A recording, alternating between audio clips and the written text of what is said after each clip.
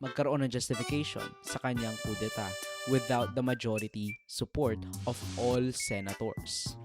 So when I said a while ago that I am still the Senate President, the legitimate, the legal, moral Senate President, it's not about me, it's not about the position. Anytime po, pwede po ako mag-resign, pwede kong ibigay ito sa iba kung may 13. This is about democracy. This is about an independent Senate. This is about fighting corruption.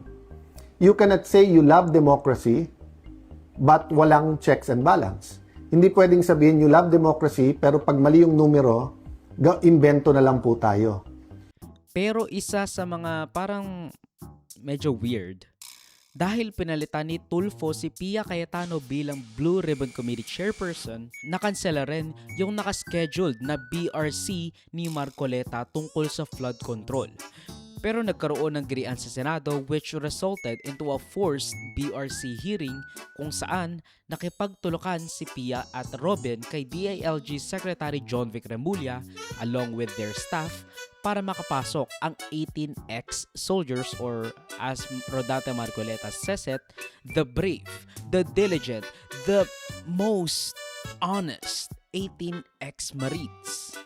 Now, the quote-unquote flood control investigation ni Marcoleta turned into a propaganda spiel at humiliation ritual as he brands the media as a bayaran. Bakit ba kayo bayaran? Ba't kayo nakatanggap ng malita? While simultaneously asking, bakit walang nagko-cover sa mga sinasabi ko? Bakit walang nagko-cover sa sinasabi ng 18 ex-Marines? Kasi ba sinabi ko na bayaran kayo? Who knows?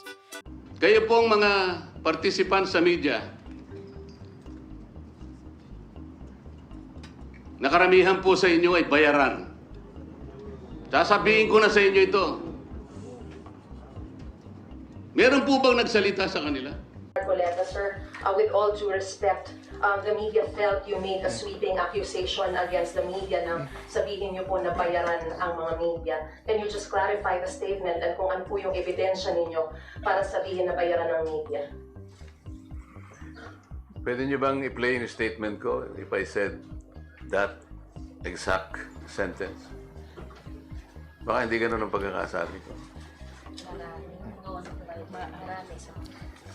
Ilan sa marami. Diniretso ko ba, media? Ganon?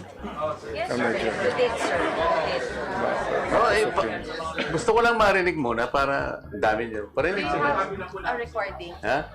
Parang ganun yung pag kanina. Na? You